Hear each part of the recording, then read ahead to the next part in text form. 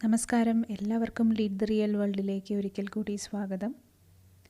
UPSC civil service പ്രിപ്പറേഷൻ്റെ ഭാഗമായിട്ട് NCERT ഹിസ്റ്ററിയിലെ class 6 മുതൽ 12 വരെയുള്ള പാഠഭാഗങ്ങളിലെ പ്രധാനപ്പെട്ട പോയിൻറ്റ്സാണ് നമ്മളിവിടെ ഡിസ്കസ് ചെയ്യുന്നത്. നമ്മൾ എത്തി നിൽക്കുന്നത് ക്ലാസ് 7 ഹിസ്റ്ററിയുടെ 2ാമത്തെ ചാപ്റ്ററിലാണ്.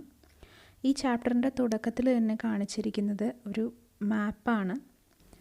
7th മുതൽ 12th സെഞ്ച്വറി വരെ നമ്മുടെ ഇന്ത്യയിൽ നിലനിന്നിരുന്ന വിവിധ ചെറിയ കിങ്ഡംസ്. നമ്മൾ കഴിഞ്ഞ 6ാം ക്ലാസ്സിൻ്റെ പാഠഭാഗങ്ങളിൽ നമ്മൾ പഠിച്ചത് ഹർഷൻ്റെ പീരീഡ് വരെയാണ്. അത് കഴിഞ്ഞിട്ട് അങ്ങോട്ടുള്ള ചെറിയ കിങ്ഡംസാണ് ഈ കാണിച്ചിരിക്കുന്നത്. അപ്പോൾ ഇതിൽ നമുക്ക് കാണാം ചാഹമാനാസ് അല്ലെങ്കിൽ ചൗഹാൻസ് ഉള്ള സ്ഥലം, ഗുർജര, പ്രാതിഹാര, പരാമര, ചന്ദേല, ഇതൊക്കെ നോർത്തിലും. കുറച്ചുകൂടെ താഴേക്ക് വന്നു കഴിഞ്ഞാൽ നമ്മുടെ മഹാരാഷ്ട്ര, ഗോവ, കർണാടകത്തിൻ്റെ കുറച്ച് ഭാഗം, ആന്ധ്രയുടെ കുറച്ച് ഭാഗം, മധ്യപ്രദേശിൻ്റെ കുറച്ച് ഭാഗമൊക്കെ ചേർന്ന് രാഷ്ട്രകൂട. അതുപോലെ നമ്മുടെ ബംഗാളിൻ്റെ ഭാഗത്ത് പാല. ഇങ്ങനെയാണ് ബേസിക്കായിട്ട് ഈ പ്രധാനപ്പെട്ട കിങ്ഡംസ് കിടന്നിരുന്നത്. അതിൻ്റെ ഇടയിൽ നമുക്ക് സൗത്തിൽ ചോള, ചേര, പാണ്ഡ്യ, നമ്മുടെ ഒഡീഷയുടെ ഭാഗങ്ങളിലായിട്ട് കലിംഗ, ഇതൊക്കെ നിങ്ങൾക്ക് ഈ മാപ്പിൽ നിന്ന് തന്നെ കാണാം. വളരെ ബേസിക്കായിട്ടുള്ള കുറച്ച് കിങ്ഡംസാണ്. ഇനി നമുക്കിത് എക്സ്പ്ലനേഷനിലേക്ക് പോകാം. എങ്ങനെയാണ് ഈ കിങ്ഡംസ് എല്ലാം രൂപപ്പെട്ടതെന്ന്. നമുക്ക് ആദ്യം ഈ ചെറിയ ഡൈനാസ്റ്റീസ് എങ്ങനെയാണ് ഉണ്ടായതെന്ന് നോക്കുമ്പോൾ നമുക്ക് സാമന്തന്മാരിൽ നിന്ന് വേണം തുടങ്ങാൻ. സാമന്തന്മാരെന്ന് പറഞ്ഞാൽ വലിയ രാജാക്കന്മാരുടെ കീഴിലുണ്ടായിരുന്ന ഭൂപ്രഭുക്കന്മാരോ അല്ലെങ്കിൽ ഈ വാരിയേഴ്സും ഒക്കെ ആയിട്ടുള്ള ആളുകളാണ് സാമന്തന്മാർ. അപ്പോൾ അവരപ്പോൾ രാജാക്കന്മാരായിട്ടില്ല. ഇവരുടെ പ്രധാനപ്പെട്ട ഡ്യൂട്ടി എന്ന് പറഞ്ഞാൽ വിശേഷ സമയങ്ങളിലോ മറ്റോ ഒക്കെ രാജാവിന് കൃത്യമായിട്ട് സമ്മാനങ്ങൾ എത്തിക്കുക, രാജാവിൻ്റെ കോർട്ടിൽ പ്രസൻ്റായിരിക്കുക, പ്രധാനപ്പെട്ട ഡെസിഷൻസ് എടുക്കുമ്പോൾ അവിടെ പ്രസൻ്റായിരിക്കുക, രാജാവിന് വേണ്ട മിലിറ്ററി സപ്പോർട്ട് കൊടുക്കുക, ഇതൊക്കെയാണ് അവരുടെ പ്രധാനപ്പെട്ട ദൗത്യങ്ങൾ. ഗ്രാജ്വലി ഈ സാമന്തന്മാർക്ക് ശക്തിയും ധനവും ഒക്കെ കൂടി വന്നപ്പോൾ അവർ ഈ രാജാക്കന്മാരിൽ നിന്ന് ഇൻഡിപെൻഡൻ്റ് ആയിട്ട് അവർ സ്വയം അവരുടെ പവർ അസേർട്ട് ചെയ്യാൻ തുടങ്ങി. ഇതിൽ ഏറ്റവും പ്രധാനപ്പെട്ട ഒരു എക്സാമ്പിൾ എന്ന് പറഞ്ഞാൽ രാഷ്ട്രകൂടാസിൻ്റെയാണ്. ആദ്യം സാമന്തന്മാരായിട്ട് പിന്നീട് പവർഫുള്ളായി മാറിയ ഒരു എക്സാമ്പിളാണ് ഇവിടെ പറയുന്നത്. ഡെക്കാനിൽ ചാലൂക്യ, കർണാടകയിലുള്ള ചാലൂക്യ റൂളേഴ്സിൻ്റെ സബോർഡിനേറ്റ് ആയിരുന്നു ആദ്യം ഈ രാഷ്ട്രകൂടാസ്. ഈ രാഷ്ട്രകൂടാസിൻ്റെ ഇടയിലുള്ള ദന്തി ദുർഗ എന്ന് പറയുന്ന പവർഫുൾ വാരിയറാണ് അവിടെ കർണാടകത്തിലുണ്ടായിരുന്ന ചാലൂക്യാസിനെ ഓവർത്രോ ചെയ്തിട്ട്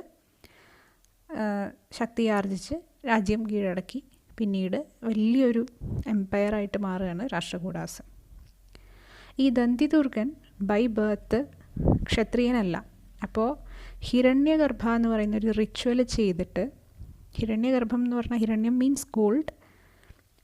അപ്പോൾ സ്വർണത്തിൽ ഗർഭം ധരിച്ച് വീണ്ടും ജനിച്ചു, ഒരു റീബർത്ത് എന്നുള്ള പോലെ ഒരു കൺസെപ്റ്റിൽ ആൾ സ്വയം റീബർത്ത് ചെയ്ത് ക്ഷത്രിയനായി മാറാൻ വേണ്ടിയൊരു റിച്വലാണ് ഹിരണ്യഗർഭ എന്ന് പറയുന്ന റിച്വൽ. അത് ചെയ്ത് ദന്തിദുർഗനാണ് പിന്നെ രാഷ്ട്രകൂടാസിൻ്റെ തറക്കല്ലിട്ടത്. ബൈ ബർത്ത് ബ്രാഹ്മണരായിട്ട് പിന്നീട് അവരുടെ ട്രഡീഷണലായിട്ടുള്ള പൂജാധികാര്യങ്ങളൊക്കെ ഉപേക്ഷിച്ച് ആയുധം കയ്യിലെടുത്ത ഒരുപാട് രാജാക്കന്മാരായിട്ട് മാറിയിട്ടുള്ള ഒരുപാട് ആളുകളുണ്ട്. അതിൽ പ്രധാനപ്പെട്ടതാണ് കദംബ വംശത്തിലെ മയൂരശർമ്മൻ, കർണാടക ബേസ്ഡാണ്. അതുപോലെ തന്നെ ഗുർജര പ്രാതിഹാര ഹരിശ്ചന്ദ്ര, ഗുർജര പ്രാതിഹാര വംശത്തിലെ ഹരിശ്ചന്ദ്ര, അത് രാജസ്ഥാൻ ഏരിയയിൽ. ഇവരൊക്കെ ബൈ ബർത്ത് ബ്രാഹ്മിൻസ് ആയിരുന്നു. പിന്നീട് അവർ ഗ്രാജ്വലി അവരുടെ റിച്വൽസ് ആയിട്ടുള്ള ലൈഫ് ഉപേക്ഷിച്ച് ആയുധം കയ്യിലെടുത്ത് പവർ കയ്യാളി രാജാക്കന്മാരായി മാറിയവരാണ്. ഈ സാമന്തന്മാർ ഗ്രാജ്വലി പവർഫുള്ളായതോടുകൂടി അവർക്ക് പലതരത്തിലുള്ള ടൈറ്റിൽസും വന്നു. മഹാമണ്ഡലേശ്വര, മഹാരാജാധിരാജ, ത്രിഭുവന ചക്രവർത്തിൻ എന്നൊക്കെ പറയുന്ന പുതിയ ടൈറ്റിൽസ് അവർ സ്വയം അവനവൻ്റെ പേരിനോട് ചേർത്ത് വയ്ക്കാൻ തുടങ്ങി. ഇനി ഈ രാജാക്കന്മാർ അല്ലെങ്കിൽ ഈ ഉയർന്നു വരുന്ന പുതിയ രാജാക്കന്മാർ അവരുടെ സാമന്തന്മാരുമായിട്ട്, അതുപോലെ തന്നെ പെസൻ്റ് അസോസിയേഷനുകൾ, വാണിയന്മാരുടെ ട്രേഡേഴ്സിൻ്റെ സംഘങ്ങൾ, ബ്രാഹ്മണർ, ഇവരൊക്കെയായിട്ട് പവർ ഷെയർ ചെയ്താണ് ഭരിച്ചുകൊണ്ടിരുന്നത്. ഒറ്റയ്ക്ക് ഒരു ഓട്ടോണമി എന്നുള്ളൊരു സ്റ്റേറ്റിലേക്കല്ല പോയിക്കൊണ്ടിരുന്ന കാര്യങ്ങൾ. ഇനി അവർക്ക് ടാക്സ് എന്നുള്ളൊരു കൺസെപ്റ്റിലേക്ക് വരികയാണ്. റവന്യൂ കളക്ട് ചെയ്തിരുന്നത് അഗ്രികൾച്ചറൽ പ്രൊഡ്യൂസേഴ്സിൻ്റെ കയ്യിൽ നിന്ന് അവരെന്ത് പ്രൊഡ്യൂസ് ചെയ്തോ അതിൻ്റെ ഒരു ഭാഗം രാജാവിന് കൊടുത്തേക്കണം. അതുപോലെ തന്നെയാണ് ട്രേഡേഴ്സിൻ്റെ കാര്യവും. അപ്പോൾ എന്തിനാണ് ഈ റവന്യൂ? രാജാവിൻ്റെ ഡേ ടു ഡേ കാര്യങ്ങൾ നടത്താനായിട്ടുള്ള ഫിനാൻസ്. ഒപ്പം ആ സമയത്താണ് പല മഹാക്ഷേത്രങ്ങളും പണി കഴിച്ചിരുന്നത്. അപ്പോൾ അതിൻ്റെയൊക്കെയായിട്ടുള്ള എക്സ്പെൻസുകളുണ്ട്, കൊട്ടാരങ്ങൾ പണിയാനും ക്ഷേത്രങ്ങൾ പണിയാനും. ഒപ്പം യുദ്ധങ്ങൾ, പരസ്പരം അടുത്ത് കിടക്കുന്ന രാജ്യങ്ങൾ തമ്മിൽ വെട്ടിപ്പിടിക്കാനായിട്ട് നിരന്തരം യുദ്ധങ്ങൾ നടന്നിരുന്ന സമയമാണ്. അപ്പോൾ അതിലേക്കും ഫിനാൻസ് ആവശ്യമുണ്ട്. ഇതിനൊക്കെ വേണ്ടിയിട്ടാണ് റവന്യൂ കളക്ട് ചെയ്തിരുന്നത്. ഈ റവന്യൂ കളക്ട് ചെയ്യാനുള്ള അധികാരം ഹൈലി ഇൻഫ്ലുവൻഷ്യലായിട്ടുള്ള കുടുംബങ്ങൾക്ക് മാത്രമാണ് രാജാവ് അങ്ങനെ ഒരു അധികാരം കൊടുത്തിരുന്നത്. അവർക്ക് ഓഫൻ ആ ഒരു പൊസിഷൻ ഹെറിഡിറ്ററി ആയിട്ട്, പാരമ്പര്യമായിട്ട് ആ ഒരു കുടുംബത്തിന് ഇങ്ങനെ റവന്യൂ കളക്ട് ചെയ്യാനുള്ള അധികാരം കൽപ്പിച്ചു പോന്നു. ഇതിൻ്റെ ചെറിയൊരു ഭാഗം ചോള ടാക്സേഷനെ കുറിച്ച് പറയുന്നൊരു ഭാഗമുണ്ട്. ഇതിൽ 2 തരത്തിലുള്ള ടാക്സാണ്. ഒന്ന് റവന്യൂ ആയിട്ട് കൊടുക്കുന്നത്, മണിയായിട്ട് കൊടുക്കുന്നത്, അതാണ് കടമൈ. ഇനി വെട്ടി എന്ന് പറഞ്ഞാൽ ക്യാഷ് ആയിട്ടല്ല കൊടുക്കുന്നത്, അത് ഫോഴ്സ്ഡ് ലേബർ ആയിട്ടാണ്. നിർബന്ധമായിട്ടും രാജാവിന് വേണ്ടി അല്ലെങ്കിൽ ആരാണോ റവന്യൂ കളക്ട് ചെയ്യുന്നത് ആ ആൾക്ക് വേണ്ടിയിട്ട് അവരുടെ ഭൂമിയിലോ മറ്റോ അധ്വാനിക്കണം. ഫോഴ്സ്ഡ് ലേബർ, അതാണ് വെട്ടി. ഇനി ഭൂമിയുടെ മേലിലുള്ള റവന്യൂ ആയിട്ട് കൊടുക്കുന്നതാണ് കടമൈ. പല കാര്യങ്ങൾക്കും, ചെറിയ ചെറിയ കാര്യങ്ങൾക്ക് വരെ ചോള അഡ്മിനിസ്ട്രേഷനിൽ ടാക്സ് ഉണ്ടായിരുന്നു. സ്വന്തം വീട് മേയണേന്, ടാച്ചിങ് ചെയ്യണേന്,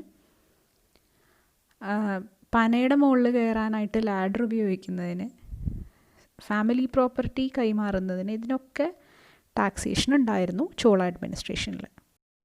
ഇനി വരുന്നത് പ്രശസ്തിനെ കുറിച്ചാണ്. പ്രശസ്തിയെക്കുറിച്ച് നമ്മൾ ക്ലാസ് 6 ടെക്സ്റ്റ് ബുക്കിൽ മുന്നേയും ഡിസ്കസ് ചെയ്തിരുന്നു.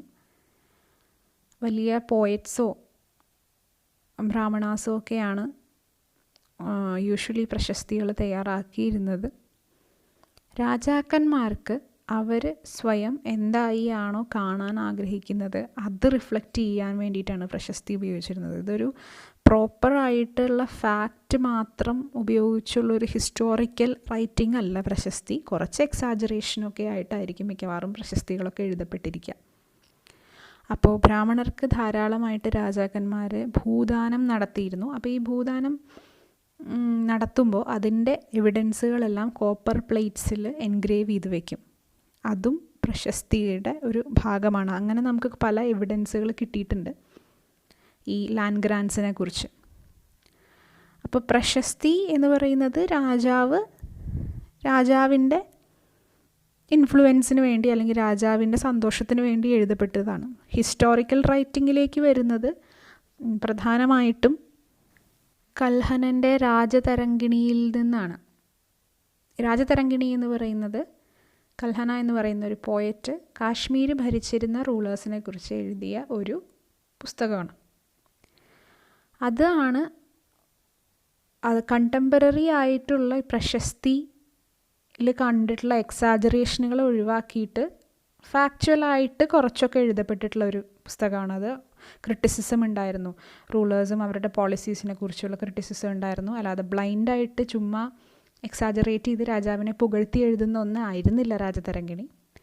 ഒരുപാട് റൂളേഴ്സിൻ്റെ പല പല തലമുറകളെക്കുറിച്ചുള്ള ഹിസ്റ്റോറിക്കൽ എവിഡൻസാണ് രാജതരംഗിണിയിൽ ഉണ്ടായിരുന്നത്. പല സോഴ്സുകൾ, ഇൻസ്ക്രിപ്ഷൻസ്, പലരും കണ്ടിട്ടുള്ള ഐ വിറ്റ്നസ്, ഇതിന് മുൻപ് കിട്ടിയിട്ടുള്ള പല പല എവിഡൻസ്, ഇതിനെല്ലാം ചേർത്താണ് കൽഹനൻ രാജതരംഗിണി പ്രിപ്പയർ ചെയ്തത്. അതുകൊണ്ട് തന്നെ നമുക്ക് വേണമെങ്കിൽ പറയാം നമ്മുടെ ഹിസ്റ്റോറിക്കൽ റൈറ്റിങ്ങിൻ്റെ ഒരു തുടക്കം കൽഹനൻ്റെ രാജതരംഗിണിയിൽ നിന്നായിരുന്നു എന്ന്. ഇനി നമുക്ക് ശ്രദ്ധിക്കേണ്ടത് കനൂജ് അല്ലെങ്കിൽ കന്യാകുബ്ജ എന്ന് പറയുന്ന ഒരു ഏൻഷ്യൻറ്റ് സിറ്റിയുടെ ലൊക്കേഷൻ ആ മാപ്പിൽ നമുക്ക് കണ്ടാൽ അറിയാം. ഗംഗയുടെ തീരത്തൊക്കെ ആയിട്ടാണ് കനൂജിൻ്റെ മുകളിൽ ഒരു ട്രൈ പാർട്ടൈറ്റ് സ്ട്രഗിൾ നടന്നിരുന്നു. ട്രൈ പാർട്ടൈറ്റ് എന്ന് പറഞ്ഞാൽ ഇൻട്രസ്റ്റഡ് ആയിട്ടുള്ള 3 പാർട്ടീസ് കനൂജിന് വേണ്ടി സ്ഥിരമായിട്ട് വർഷങ്ങളോളം യുദ്ധം ചെയ്തിരുന്നു. ഒന്ന് ഗുർജര പ്രാതിഹാര, പിന്നെ ഒന്ന് രാഷ്ട്രകൂട, പിന്നെ പാല. ഈ 3 ഡൈനാസ്റ്റീസുമാണ് കനൂജിന് വേണ്ടിയിട്ട് ട്രൈ പാർട്ടൈറ്റ് സ്ട്രഗിൾ നടത്തി പോകുന്നത്. ഈ 3 ഡൈനാസ്റ്റീസിൻ്റെയും ലൊക്കേഷൻ ഒന്നും കൂടെ മാപ്പിൽ നോട്ട് ചെയ്യുക. ഇനി ഞാൻ നേരത്തെ പറഞ്ഞ പോലെ ഈ ഒരു പീരീഡിലാണ് പല മഹാക്ഷേത്രങ്ങളും പണി കഴിച്ചത്. അപ്പോൾ ടെമ്പിൾസിലേക്ക് വരുമ്പോൾ ഓരോ രാജാക്കന്മാരും അവരവരുടെ ഫിനാൻഷ്യൽ സ്ട്രെങ്ത്തും അവരുടെ ഗ്ലോറിയും ഒക്കെ കാണിക്കാനായിട്ട് തിരഞ്ഞെടുത്തിരുന്ന ഏറ്റവും പ്രധാനപ്പെട്ട മാർഗമായിരുന്നു ക്ഷേത്ര നിർമ്മാണം. എത്ര ഉയർന്ന ഗോപുരം ഉണ്ടോ, എത്ര അധികം സ്വർണമുണ്ടോ, അത്രയും ആ രാജാവിന് പ്രശസ്തിയും പവറും കൂടുതൽ കിട്ടും എന്നുള്ളൊരു ഐഡിയയിലായിരുന്നു അന്നത്തെ ക്ഷേത്രങ്ങൾ ഇത്രയും മാഗ്നിഫിഷ്യൻ്റായിട്ട് പണി കഴിച്ചിരുന്നത്. അതുകൊണ്ട് തന്നെ രാജാക്കന്മാർ തമ്മിൽ അടുത്ത രാജ്യങ്ങൾ തമ്മിൽ യുദ്ധം വരുമ്പോൾ എതിർ രാജാക്കന്മാർ പ്രധാനമായിട്ടും ഫോക്കസ് ചെയ്തിരുന്നത് ക്ഷേത്രങ്ങളെയാണ്. കാരണം ഏറ്റവും കൂടുതൽ അവരുടെ നീക്കിയിരിപ്പും പണവും ഗ്ലോറിയും എല്ലാം ഇരിക്കുന്നത് ആ ക്ഷേത്രങ്ങളിലാണ്. അപ്പം നേരെ പോയി ക്ഷേത്രങ്ങളെ അറ്റാക്ക് ചെയ്ത് കഴിഞ്ഞാൽ നമ്മുടെ ശത്രു രാജ്യത്തിൻ്റെ പവർ ഒരു പരിധിവരെ നമുക്ക് കുറയും, അല്ലെങ്കിൽ അവരുടെ ഇൻഫ്ലുവൻസ് കുറയും എന്നുള്ളൊരു കൺസെപ്റ്റിൽ അറ്റാക്ക് ചെയ്തിരുന്നതും ക്ഷേത്രങ്ങളെയാണ്. ഒരു എക്സാമ്പിൾ പറയുകയാണെങ്കിൽ മഹ്മൂദ് ഓഫ് ഗസ്നി 1997 മുതൽ 1030 വരെ AD 1030 വരെ ഉള്ള ഒരു പീരീഡിൽ നമ്മുടെ സെൻട്രൽ ഏഷ്യയുടെ പല ഭാഗത്തുമായിട്ട് സ്പ്രെഡ് ചെയ്തിരുന്ന ഒരു എംപയറാണ് ഈ മഹ്മൂദ് ഓഫ് ഗസ്നിയുടേത്. അപ്പോൾ അദ്ദേഹം ഇന്ത്യയിലേക്ക് അറ്റാക്ക് ചെയ്ത് വന്നപ്പോഴും ടാർഗറ്റ് ചെയ്തിരുന്നത് പ്രധാനമായിട്ടും വെൽത്തി ടെമ്പിൾസിനെയാണ്, ഗുജറാത്തിലെ സോംനാഥ ക്ഷേത്രം ഉൾപ്പെടെ. മാത്രമല്ല സബ് കോണ്ടിനെൻറ്റിനെ കുറിച്ച് ഒരു ചരിത്രം എഴുതാൻ അൽ ബിറൂനിനെ ചുമതലപ്പെടുത്തുകയും തുടർന്ന് കിതാബുൽ ഹിന്ദ് എഴുതപ്പെടുകയും ചെയ്തു. കൂട്ടത്തിൽ പറഞ്ഞു പോകേണ്ട ഒരു പ്രധാനപ്പെട്ട കിങ്ഡമാണ് ചാഹമാനാസ് അല്ലെങ്കിൽ ചൗഹാൻസ്. ഡൽഹി അജ്മേർ ഏരിയയിലാണ് അവരുടെ പവർ നിലനിന്നിരുന്ന റീജിയൻ. പൃഥ്വിരാജ് ചൗഹാനെ കുറിച്ചൊക്കെ നിങ്ങൾ കേട്ടിരിക്കും. പൃഥ്വിരാജ് ചൗഹാൻ പങ്കെടുത്ത പ്രധാനപ്പെട്ട ഇന്ത്യ ചരിത്രത്തിൽ തന്നെ പ്രധാനപ്പെട്ട ഒരു യുദ്ധമുണ്ട്. അതേതാന്ന് ആരുമായിട്ടായിരുന്നു എന്നുള്ളതും ഒന്ന് കമൻറ്റ് ചെയ്യണം. ഞാൻ എല്ലാം നിങ്ങൾക്ക് സ്പൂൺ ഫീഡ് ചെയ്ത് തരുന്നില്ല, നിങ്ങൾ കണ്ടുപിടിക്കുക. പിന്നെ ഈ ചൗഹാൻസ് പ്രധാനമായിട്ടും അവരെതിരിടേണ്ടി വന്നത് ഗുജറാത്തിലെ ചാലൂക്യാസിനെയും UPയിലെ ഗഹാഡവാലാസിനെയൊക്കെ ആയിരുന്നു. ചാലൂക്യാസ് തന്നെ കർണാടകയിലും ഗുജറാത്തിലും ഉണ്ട്. ഇനി നമ്മൾ ഡിസ്കസ് ചെയ്യാൻ പോകുന്നത് ചോള കിങ്ഡമിനെ കുറിച്ചാണ്. ഈ ചോള രാജ്യം എന്ന് പറയുന്നത് ആ മാപ്പിൽ കാണിച്ചിരിക്കുന്ന ആ ഒരു റെഡിഷ് കളറിലുള്ള ഏരിയയാണ്. പ്രധാനപ്പെട്ട സിറ്റി, പ്രധാനപ്പെട്ട പോർട്ടുകൾ, നദീതീരത്തുള്ള സിറ്റികൾ, നെയ്ബറിങ് രാജ്യങ്ങൾ, ആരൊക്കെ ആയിട്ടായിരുന്നു അവർക്ക് കണ്ടിന്യൂസ് ആയിട്ട് സ്ട്രഗിൾ വേണ്ടി വന്നത്. ഇത്തരം കാര്യങ്ങളൊക്കെയാണ് നമ്മളൊരു മാപ്പ് കാണുമ്പോൾ, ഇങ്ങനത്തെ ഒരു ഏൻഷ്യൻറ്റ് പീരീഡിലുള്ള മാപ്പ് കാണുമ്പോൾ പെട്ടെന്ന് നോട്ടീസ് ചെയ്യേണ്ടത്. അപ്പോൾ സിറ്റികളും പോർട്ടുകളും നെയ്ബറിങ് സ്റ്റേറ്റുകളും അല്ലെങ്കിൽ രാജ്യങ്ങളും, പ്രധാനപ്പെട്ട നദികൾ, ഏത് ജിയോഗ്രഫിക്കൽ ബൗണ്ടറിയാണ് ചുറ്റുമുള്ള രാജ്യങ്ങളിൽ നിന്ന് ഇവരെ വേറിട്ട് നിർത്തിയിരുന്നത്, അതായത് ഏതെങ്കിലും പർവ്വതങ്ങളുണ്ടോ നദികളുണ്ടോ, ഇത്തരത്തിലുള്ള കാര്യങ്ങളൊക്കെ ശ്രദ്ധിക്കുക ഈ മാപ്പിൽ നിന്ന്. ഓക്കെ, ഇനി ചോള കിങ്ഡത്തിൻ്റെ ഒരു ഹിസ്റ്ററി പറയുകയാണെങ്കിൽ നമ്മൾ മുത്തരയാർ എന്ന് പറയുന്ന ഒരു മൈനർ ചീഫ്റ്റൈൻ ഫാമിലിയിൽ നിന്ന് വേണം തുടങ്ങാൻ. കാഞ്ചീപുരം ബേസ്ഡ് ആയിട്ടുള്ള പല്ലവ രാജാക്കന്മാരുടെ സബോർഡിനേറ്റ് ആയിരുന്നു മുത്തരയാർ. അവരുടെ മെയിൻ പവർ നിലനിന്നിരുന്ന ഏരിയ കാവേരി ഡെൽറ്റയാണ്, കാവേരിയുടെ ഡെൽറ്റ ഏരിയ. ഈ മുത്തരയാർ ഫാമിലിയിൽ നിന്ന് ആ ഡെൽറ്റ ഏരിയയെ ക്യാപ്ചർ ചെയ്ത് അവിടെ സ്വന്തം പവർ കൊണ്ടുവന്ന ആളാണ് വിജയലായ ചോള. ഈ വിജയലായ ചോള ഉറയൂർ ബേസ് ചെയ്തിട്ടുള്ള വേറെ ഒരു ചീഫ്റ്റൈൻ ഫാമിലിയാണ് ചോള ഫാമിലി, അതിലെ ഒരു മെമ്പറാണ്. അപ്പോൾ മുത്തരയാർ ഫാമിലിയുണ്ട്, ചോള ഫാമിലിയുണ്ട്, ചീഫ്റ്റൈൻ ഫാമിലീസാണ് രണ്ടും. അപ്പോൾ അവർ തമ്മിലുള്ള സ്ട്രഗിളിൽ നിന്നാണ് ചോള കിങ്ഡത്തിൻ്റെ ഒരു അടിത്തറ ഉണ്ടായിരിക്കുന്നത്. വിജയലായ ചോളൻ തന്നെയാണ് തഞ്ചാവൂർ ബേസ്ഡ് ആയിട്ടൊരു ചോള ടൗൺ ഉണ്ടാക്കുകയും നിശുംബസൂദിനി എന്ന് പറയുന്ന ഒരു ഗോഡസ് പ്രതിഷ്ഠ, അവിടെ ഒരു ക്ഷേത്രം ഉണ്ടാക്കുകയും ചെയ്തത് വിജയലായ ചോളയാണ്. അപ്പോൾ ഈ ഫൗണ്ടർ, ചോള കിങ്ഡത്തിൻ്റെ ഫൗണ്ടർ എന്ന് പറഞ്ഞാൽ വിജയലായ ചോളയാണ്. പിന്നെ തുടർന്ന് രാജരാജ ചോളനും രാജേന്ദ്ര ചോളനും ഒക്കെ അവരുടേതായ രീതിയിൽ പ്രശസ്തരായവരാണ്. രാജരാജ ചോളനാണ് ചുറ്റുമുള്ള പാണ്ഡ്യ പല്ലവ ടെറിട്ടറീസിനെ കൺട്രോൾ ചെയ്യാൻ ആയിട്ട് കുറച്ചും കൂടിയും അവരുടെ ഏരിയ യുദ്ധത്തിലൂടെയും മറ്റും വലുതാക്കിയെടുത്തു. മറ്റൊരു വശത്തുനിന്ന് രാജേന്ദ്ര ചോളൻ സൗത്ത് ഈസ്റ്റ് ഏഷ്യയിലേക്കും ശ്രീലങ്കയിലേക്കും ഒക്കെ ഈ ചോള കിങ്ഡത്തിൻ്റെ ഇൻഫ്ലുവൻസ് കൊണ്ടെത്തിച്ചതാണ് രാജേന്ദ്ര ചോളൻ. നമ്മളൊരിക്കലും വിട്ടുപോകാൻ പാടില്ലാത്ത കാര്യങ്ങളാണ് ചോള ആർക്കിടെക്ചർ ആൻഡ് സ്കൾപ്ചർ. വളരെ പ്രധാനപ്പെട്ട പോയിൻറ്റ്സ് ആണ് തഞ്ചാവൂരിലെയും ഗംഗൈകൊണ്ട ചോളപുരത്തെയും ക്ഷേത്രങ്ങൾ. ഈ ചിത്രത്തിൽ കാണിച്ചിരിക്കുന്നത് ഗംഗൈകൊണ്ട ചോളപുരത്തെ ക്ഷേത്രത്തിൻ്റെ ഇമേജാണ്. തഞ്ചാവൂർ ഞാൻ നേരത്തെ പറഞ്ഞ പോലെ വിജയലായ ചോളൻ നിശുംബസൂദിനി, ഗോഡസ് നിശുംബസൂദിനിക്ക് വേണ്ടി പണിയഴിച്ച ക്ഷേത്രത്തിൻ്റെ ഫോട്ടോസ് നിങ്ങൾക്ക് ഗൂഗിളിൽ കിട്ടും, ഒന്ന് സെർച്ച് ചെയ്ത് നോക്കിയാൽ. ഇത്തരത്തിലുള്ള ആർട്ട് ആൻഡ് ആർക്കിടെക്ചർ ബേസ്ഡ് ആയിട്ടുള്ള പോയിൻറ്റ്സ് പഠിക്കുമ്പോൾ എപ്പോഴും ഇമേജസ് ചേർത്ത് വെച്ച് പഠിക്കാൻ ശ്രദ്ധിക്കുക. നിങ്ങൾ ആർട്ട് ആൻഡ് കൾച്ചർ പഠിക്കുമ്പോൾ എപ്പോഴും ഒരു ടെക്നീക്ക് ഞാൻ പറഞ്ഞുതരാം. ഒരു വേർഡ് ഫയലോ അല്ലെങ്കിൽ ഒരു പവർ പോയിൻറ്റോ എടുത്തിട്ട് അതിലേക്ക് ജസ്റ്റ് നിങ്ങൾ സേവ് ചെയ്ത് വെച്ചിട്ടുള്ള ഗൂഗിൾ ചെയ്ത് കിട്ടിയ ഇമേജസും അതിൻ്റെ ഒരു ഡിസ്ക്രിപ്ഷനും, ചെറിയ ഒരു 3-4 സെൻറ്റൻസിലുള്ള ഒരു ഡിസ്ക്രിപ്ഷനും വെച്ച് നിങ്ങളത് പ്രിപ്പയർ ചെയ്യാം. അപ്പോൾ നിങ്ങൾക്കത് അവസാനം പ്രിൻ്റ് എടുത്തോ അല്ലാതെയോ ഒക്കെ യൂസ് ചെയ്യാം. ഈ ഇമേജ് വെച്ച് പഠിക്കുമ്പോൾ നമ്മളത് മറന്നു പോവാതെ പഠിക്കും. ക്ഷേത്രങ്ങളും അത്തരത്തിൽ തന്നെയാണ് പഠിക്കേണ്ടത്. ഈ ഒരു ചോള ആർക്കിടെക്ചറിൻ്റെ പ്രത്യേകത എന്താണ് എന്ന് ചോദിച്ചു കഴിഞ്ഞാൽ നിങ്ങൾക്ക് വേറെ റെഫറൻസ് ഒന്നും ഇല്ലെങ്കിൽ കൂടി ഈ ക്ഷേത്രങ്ങളുടെ ഇമേജ് വെച്ച് നിങ്ങൾക്ക് കുറച്ച് പോയിൻറ്റ്സ് എഴുതാൻ പറ്റും. അതാണ് അതുകൊണ്ട് ഉദ്ദേശിക്കുന്നത്. ഈ ചോള പീരീഡിലുള്ള ക്ഷേത്രങ്ങളെക്കുറിച്ച് പറയുമ്പോൾ വെറും സെൻറ്റേഴ്സ് ഫോർ വർഷിപ്പ് എന്നുള്ളൊരു കൺസെപ്റ്റിൽ അതിനെ ചിന്തിക്കരുത്. ഈ ക്ഷേത്രങ്ങളുടെ ചുറ്റുമാണ്, അല്ലെങ്കിൽ ക്ഷേത്രങ്ങൾ ബേസ് ചെയ്തിട്ടാണ് മിക്കവാറും ടൗൺസൊക്കെ ഡെവലപ്പ് ചെയ്ത് വന്നിരിക്കുന്നത്, ചെറിയ ടൗൺഷിപ്പുകളൊക്കെ ഡെവലപ്പ് ചെയ്ത് വന്നത്. ക്ഷേത്രങ്ങളാണ് എല്ലാത്തിൻ്റെയും ഒരു ന്യൂക്ലിയസ് ആയിട്ട് നിലനിന്നിരുന്നത്. ക്രാഫ്റ്റ് പ്രൊഡക്ഷൻ്റെ, ക്ഷേത്രവുമായി അസോസിയേറ്റ് ചെയ്തിട്ടുള്ള മറ്റ് സ്കൾപ്ചർ വർക്കുകളുടെ, ബ്രാഹ്മണരുടെ, ക്ഷേത്രത്തിലേക്ക് ആവശ്യമായിട്ടുള്ള പൂക്കളും മറ്റും കളക്ട് ചെയ്യുന്ന ഗാർലൻഡ് മേക്കേഴ്സ്, വരുന്നവർക്ക് മറ്റ് ആവശ്യങ്ങൾ, അവരുടെ ഭക്ഷണവും വസ്ത്രം അത്തരത്തിലുള്ള ആവശ്യങ്ങൾക്ക് വേണ്ടിയുള്ളവർ, ക്ഷേത്രത്തിനെ ബേസ് ചെയ്തിട്ടുള്ള ക്ഷേത്ര കലകൾ, മ്യൂസിഷ്യൻസ്, ആർട്ടിസ്റ്റ്സ്, ഇവരെല്ലാവരും ഈ ക്ഷേത്രം എന്ന് പറയുന്ന ഒരു ന്യൂക്ലിയസിനെ വെച്ചിട്ടാണ് അവരുടെ ലൈഫ് കെട്ടിപ്പടുത്തു വന്നത്. അപ്പോൾ അതുകൊണ്ട് തന്നെ ഇതൊരു ചെറിയ ടൗൺഷിപ്പായി മാറാൻ അധികം സമയം എടുത്തിട്ടില്ല ക്ഷേത്രത്തിൻ്റെ ചുറ്റുമുള്ള പരിസരം. ഒരു എക്കണോമിക്, സോഷ്യൽ ആൻഡ് കൾച്ചറൽ ലൈഫിൻ്റെ ഒരു ഹബ്ബായിരുന്നു ക്ഷേത്രങ്ങളെന്ന് വേണം നമ്മൾ കരുതാൻ. ചോള സ്കൾപ്ചർ പ്രധാനമായിട്ടും ഈ ക്ഷേത്രങ്ങളെ അസോസിയേറ്റ് ചെയ്ത് ഡെവലപ്പ് ചെയ്ത് വന്നതാണ് ബ്രോൺസ് സ്റ്റാച്യൂസ്, വെങ്കല പ്രതിമകൾ. വേൾഡിലെ തന്നെ ഫൈനസ്റ്റ് ആയിട്ടുള്ള ബ്രോൺസ് സ്റ്റാച്യൂസിൻ്റെ ഉറവിടം ഈ ചോള സ്കൾപ്ചർ ആയിരുന്നു.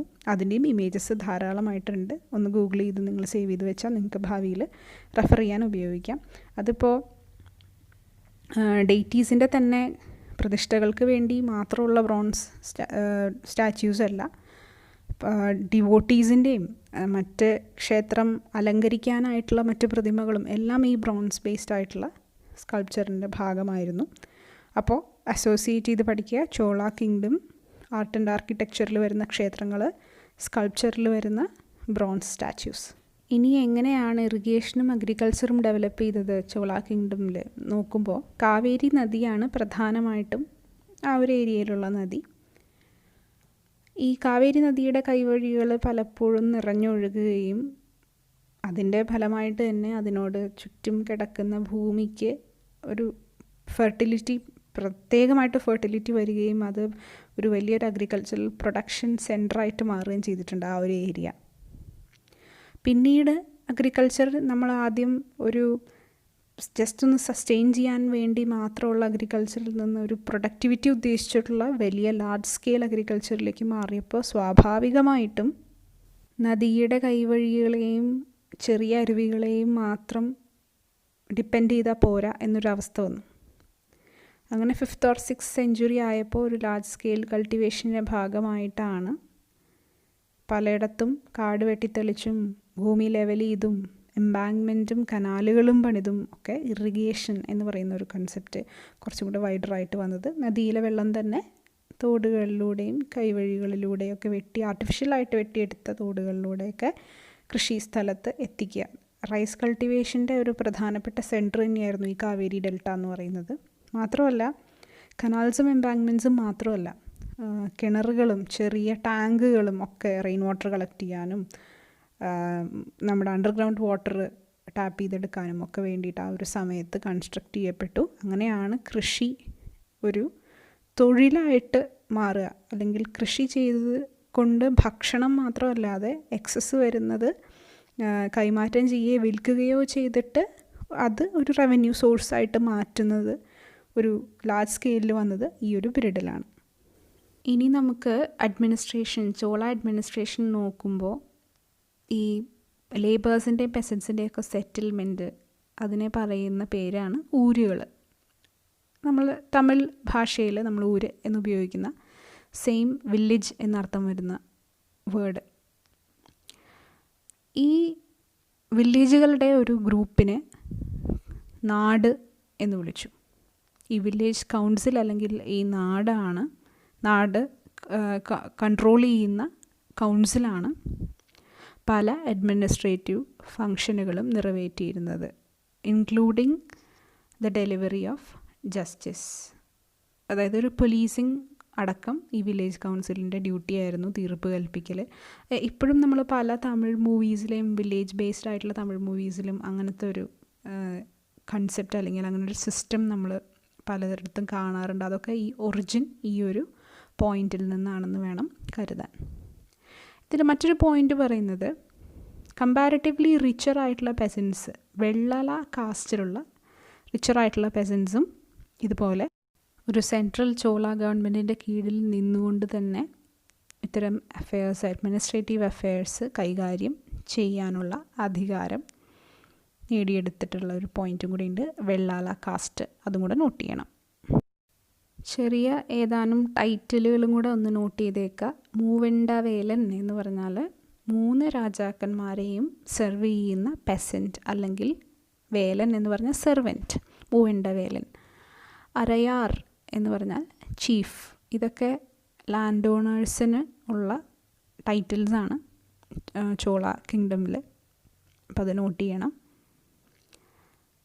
ഈ പറയുന്ന ലാൻഡ് ഓണേഴ്സിന് റവന്യൂ കളക്ഷനോ അല്ലെങ്കിൽ അഗ്രികൾച്ചറോ മാത്രമല്ലാതെ സെൻട്രൽ സ്റ്റേറ്റിൻ്റെ പല പ്രധാനപ്പെട്ട ഒഫീഷ്യൽ പൊസിഷനുകളും കൂടെ ചില സമയത്ത് കൊടുത്തു പോന്നു. ഇനി വരുന്നത് ചോള കിങ്ഡമിൻ്റെ കീഴിലുണ്ടായിരുന്ന ഭൂമിയെ പലതരത്തിൽ തരംതിരിച്ചിട്ടുണ്ട് പല കാറ്റഗറിയിലേക്ക്. ആ പേരും അത് എന്തിനു വേണ്ടിയുള്ളതാണ് പർപ്പസും ഒന്ന് മനസ്സിൽ ഓർത്ത് വയ്ക്കണം. MCQ ആയിട്ട് ചോദിക്കാൻ സാധ്യതയുള്ള ചോദ്യങ്ങളാണ്. ശാലാഭോഗം, ബ്രഹ്മദേയം, വെള്ളൻവാകൈ, പള്ളിച്ചന്തം, അങ്ങനെ ദേവദാനം, അങ്ങനെയുള്ള പേരുകൾ. ഇത് ഓരോന്നും എന്തിനാണെന്നുള്ളത് നോട്ട് ചെയ്ത് പ്രത്യേകം പഠിക്കും. ഇതിൽ തന്നെ ബ്രഹ്മദേയ എന്ന് പറയുന്ന കാറ്റഗറിയെക്കുറിച്ച് കുറച്ച് ഡീപ്പായിട്ടുള്ള കുറച്ച് പോയിൻറ്റ്സും കൂടെ കൊടുത്തിട്ടുണ്ട്. ബ്രഹ്മദേയ എന്ന് പറഞ്ഞാൽ അതിൻ്റെ ടൈറ്റിൽ ഡിനോട്ട് ചെയ്യുന്ന പോലെ തന്നെ ബ്രാഹ്മണർക്ക് കൊടുക്കപ്പെട്ടിട്ടുള്ള ഭൂമിയാണ്. ഇത്തരത്തിൽ ഒരുപാട് ഭൂമി ബ്രാഹ്മണർക്ക് കൊടുക്കപ്പെടുകയും ക്ഷേത്രങ്ങളുടെ പരിസരത്തായിട്ട് ഒരുപാട് ബ്രാഹ്മണ സെറ്റിൽമെൻറ്റ്സ് എമർജ് ചെയ്യുകയും ചെയ്തു. അപ്പോൾ ഇത്തരത്തിലുള്ള ഓരോ ബ്രഹ്മദേയ അല്ലെങ്കിൽ ഓരോ സെറ്റിൽമെൻറ്റിനെയും കൺട്രോൾ ചെയ്തിരുന്നത്, കാര്യങ്ങൾ നോക്കിയിരുന്നത് സഭ എന്ന് പറയുന്ന ഒരു ബ്രാഹ്മണിക്കൽ അസംബ്ലിയാണ്. ബ്രാഹ്മണ ലാൻഡ് ഹോൾഡേഴ്സാണ് അതിൻ്റെ പ്രോമിനൻ്റ് ആയിട്ടുള്ള മെമ്പേഴ്സ്. ഇത്തരത്തിലുള്ള സഭ കൂടിയെടുക്കുന്ന, ബ്രാഹ്മണ സഭകൾ കൂടിയെടുക്കുന്ന തീരുമാനങ്ങൾ പലപ്പോഴും ഇൻസ്ക്രിപ്ഷൻസ് ആയിട്ട് ക്ഷേത്ര പരിസരങ്ങളിലും മറ്റും എൻഗ്രേവ് ചെയ്ത് വെച്ചിരുന്നു. ബ്രാഹ്മണരുടെ അസോസിയേഷൻ, ബ്രാഹ്മണ ലാൻഡ് ഓണേഴ്സിൻ്റെ അസോസിയേഷനെ സഭ എന്ന് വിളിച്ചപ്പോൾ ട്രേഡേഴ്സിൻ്റെ അസോസിയേഷനെ നഗരം എന്നും വിളിച്ചു പോന്നു. അപ്പോൾ 2 അസോസിയേഷനുകൾ ശ്രദ്ധിക്കുക, സഭ ആൻഡ് നഗരം. അപ്പോൾ ടൗണിലുള്ള അഡ്മിനിസ്ട്രേറ്റീവ് വർക്കുകളൊക്കെ ചെയ്തിരുന്നത് ഈ വാണിജ്യ സംഘങ്ങളുടെ ഗ്രൂപ്പായിട്ടുള്ള നഗരം ആണ്, അതിൻ്റെ കൗൺസിലാണ്. ഇനി പ്രധാനപ്പെട്ട ഒരു ഇൻസ്ക്രിപ്ഷനെ കുറിച്ച് പഠിക്കാനുള്ളതാണ് ഉത്തരമേരൂർ ഇൻസ്ക്രിപ്ഷൻ. ചെങ്കൽപ്പേട്ട് ഡിസ്ട്രിക്റ്റ്, തമിഴ്നാട് ചെങ്കൽപ്പേട്ട് ഡിസ്ട്രിക്റ്റിൽ ഉത്തരമേരൂരിൽ ഉള്ള ഒരു ഇൻസ്ക്രിപ്ഷനാണ്. ഒരു സഭാ ഓർഗനൈസേഷനെ കുറിച്ചുള്ള എവിഡൻസാണ് ഈ ഉത്തരമേരൂർ ഇൻസ്ക്രിപ്ഷനിലുള്ളത്. സഭയിൽ തന്നെ പല സെപ്പറേറ്റ് കമ്മിറ്റികളുണ്ടായിരുന്നു പല കാര്യങ്ങളും നടത്താൻ വേണ്ടിയിട്ട്. അപ്പം എങ്ങനെയാണ് ഈ മെമ്പേഴ്സിനെ തിരഞ്ഞെടുത്തിരുന്നത് എന്നുള്ളൊരു പ്രോസസ്സാണ് ഈ ഇൻസ്ക്രിപ്ഷനിൽ പ്രധാനമായിട്ടും കൊടുത്തിരിക്കുന്നത്. വായിച്ചു നോക്കിയാൽ നിങ്ങൾക്കറിയാം, സ്റ്റെപ്പ് ബൈ സ്റ്റെപ്പായിട്ട് ലോട്ടെടുത്ത് നമ്മൾ നറുക്കെടുക്കുന്നത് പോലെയാണ് മെമ്പേഴ്സിനെ തിരഞ്ഞെടുത്തിരുന്നത്. വേർഡ് ബൈ വേർഡായിട്ട് ഞാൻ വായിക്കേണ്ട ആവശ്യമില്ല. നിങ്ങളൊന്ന് പോസ് ചെയ്തിട്ട് ഈ സ്ലൈഡിലുള്ള സെൻറ്റൻസുകളൊന്ന് വായിച്ചു നോക്കുക. അപ്പം നിങ്ങൾക്കറിയാം പ്രോപ്പറായിട്ട് എങ്ങനെയായിരുന്നു മെത്തേഡ് എന്നുള്ളത്. ഇനി സഭയിലെ മെമ്പർ ആവാനുള്ള എലിജിബിലിറ്റി എന്തായിരുന്നു എന്നുള്ളതും കൂടെ ഇതിൻ്റെ ഭാഗമായിട്ട് കൊടുത്തിട്ടുണ്ട്. ലാൻഡ് ഓണേഴ്സ് ആയിരിക്കണം, 35നും 70ക്കും ഇടയിലായിരിക്കണം ഏജ്, സ്വന്തമായിട്ട് വീടുണ്ടാവണം, വേദങ്ങൾ അറിഞ്ഞിരിക്കണം, അങ്ങനെയുള്ള കുറച്ച് ക്രൈറ്റീരിയകളും കൂടെ ഇതിൻ്റെ ഭാഗമായിട്ടുണ്ട്. ഇതും പോസ് ചെയ്ത് ഒന്ന് വായിച്ചു നോക്കുക. ഇത്രയും സ്ലൈഡുകളുടെ സ്ക്രീൻഷോട്ട്സ് എടുത്ത് നിങ്ങൾക്ക് സേവ് ചെയ്ത് വയ്ക്കാം. അപ്പോൾ റിവൈസ് ചെയ്യാൻ എളുപ്പമുണ്ടായിരിക്കും. ഇങ്ങനെ ഓരോ ചാപ്റ്റർ വൈസ് ഞാൻ നേരത്തെ ചെയ്തിരുന്നത് പോലെ വൈറ്റ് ബോർഡിൽ എഴുതി പഠിപ്പിക്കുന്നതിനേക്കാളും ഇങ്ങനെയാകുമ്പോൾ നിങ്ങൾക്കിത് സേവ് ചെയ്ത് വെക്കാൻ കുറച്ചും കൂടെ എളുപ്പമാവുമെന്ന് വിശ്വസിക്കുന്നു. അതുകൊണ്ടാണ് ഈ മെത്തേഡൊന്ന് മാറ്റിയത്. അപ്പോൾ ഇതിൻ്റെ റിവ്യൂസ് അറിയിക്കുക. ഗ്യാപ്പില്ലാതെ തന്നെ വീണ്ടും തുടരെ അടുത്തടുത്ത ചാപ്റ്റേഴ്സ് പെട്ടെന്ന് തന്നെ ഡെയിലി ബേസിസിൽ വീഡിയോസ് ഇടുന്നതായിരിക്കും. അപ്പോൾ ഇത്രയും ആണ് ചാപ്റ്റർ 2, ക്ലാസ് 7 ഹിസ്റ്ററിയുടെ ചാപ്റ്റർ 2. നമുക്ക് തുടർന്ന് ചാപ്റ്റർ 3 ഡിസ്കസ് ചെയ്യാം. സോ പഠനം കണ്ടിന്യൂ ചെയ്യുക. നിങ്ങൾ നിങ്ങളുടെ ലക്ഷ്യത്തിലേക്ക് വേഗം എത്തട്ടെ. Let's lead the real world.